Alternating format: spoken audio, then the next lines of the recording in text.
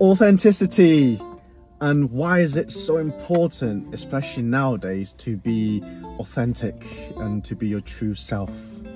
Now, I actually recorded this video yesterday, but having reviewed it, I didn't think it did a good justice with the contents of what I wanted to discuss about and to relay my thoughts. So I've just said, screw it, I'm going to do a second video and just put my thoughts in a bit better, more cohesive kind of way. So the reason why I wanted to talk about authenticity is because I've been going through some stuff myself in the self-development world, reading a lot of books, and I'm rereading an old favourite of mine, and it touched upon the concept of character and personality. So it talks about the difference between your character ethics and your personality ethics, and how in today's world you need to be more mindful of how you go about with your perceptions and your authenticity. So that kind of led on to me going down the rabbit hole and talking and learning a bit more about this and understanding, you know, what is it that actually makes a person authentic and why are they also attractive. Now, by definition, authenticity is simply being able to express yourself in an honest way and in a way that is true to yourself. So without what some people would call kind of like a fake self, or putting on a show, putting on your public mask. So in different cultures there's a thing where, so in Japanese culture there's a concept called that, you know, you put in your social mask whenever you're out, and your true feelings you don't really tell others, and you might only show that side to people that are close to you, or not even to them as well, because there are actually 3 layers of authenticity. So there's the face that you show to others, and that could be acquaintances, people that you work with, in your professional sense and your professional image. That's the first layer. Then you go 1 layer down, will be your inner circle, will be close friends, families, partners. So that would be the second layer of the circle. And then the final layer in the core of it would be your true self, in that sense, which only you really know who you are if you were to be honest with yourself, and if you're aware of that as well. So the importance of authenticity then means that to be honest with yourself and to be truthful to your own feelings and to showcase that to the world and to the people that you interact with, you'd be surprised how other people will perceive that, and in a way that they can feel that you're a genuine guy or you're a person of upstanding morals, and how big of a difference that makes for people trusting you in certain things. So maybe you're going to business together, it's based around trust, but sometimes how do you build that trust? Or in situations when you meet someone, you can instantly click with them and go, actually I've got a good feeling about this guy, and intuitionally you can feel that the person is a good person.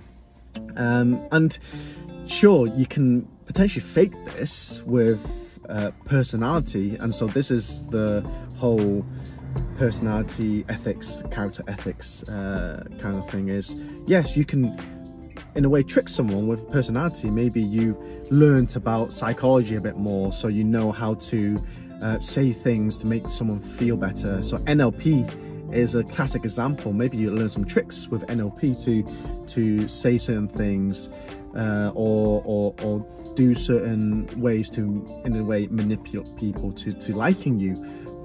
But that is only 1 layer of things, and that is a mask, in a sense, where it's a short-term strategy that might work in the short term, but in the long term, how long can you keep that up? Because if that is not your authentic self and that's not your true self, then in reality, you know, cracks are going to form the longer you know that person and they show their real nature.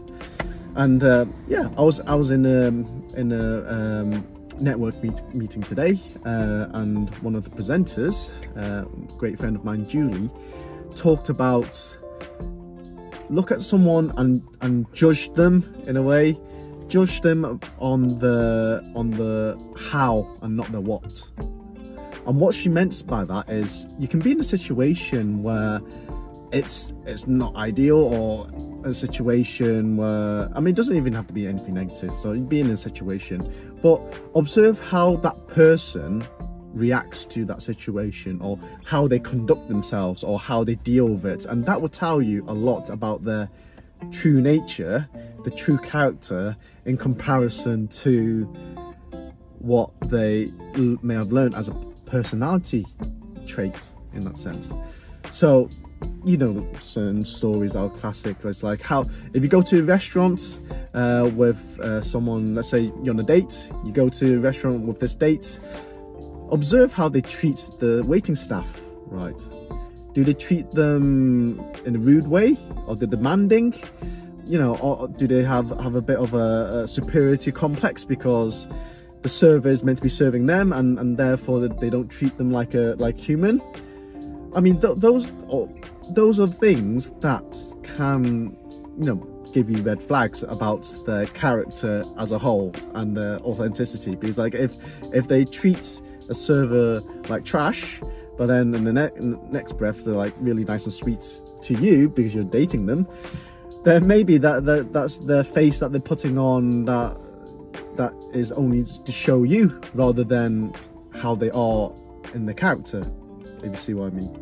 So, and that's really eye-opening, the observing how someone deals with something. And especially if you go into business with anyone, let's say you're going to a JV partnership with someone, right, and you don't really know them all that well in the beginning, and I don't recommend this. You should always get to know someone first before you go into business, but really observe how they treat other people, or how they deal with certain situations, you know, and learn that, you know, are they genuine or not, are they authentic or not, and that would, you know, be a lot better in the long run, because that could save you a lot of pain in the long run, rather than going into a situation where bad stuff happens and then you have a big fallout and then it doesn't work and it's too late by then because you're only in bed together.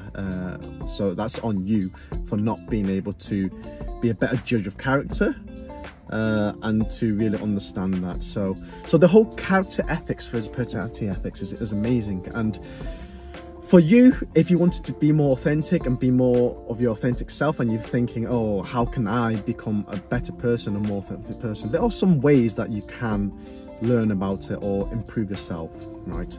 So one way is to be honest with yourself and put honesty at the front, right? So if you are interacting with people, or in situations where you may feel like you want to people please despite how you feel, then don't do that, right? You're much better being honest in that situation and say what you really think, rather than sugarcoating it and leaning on the character ethics side.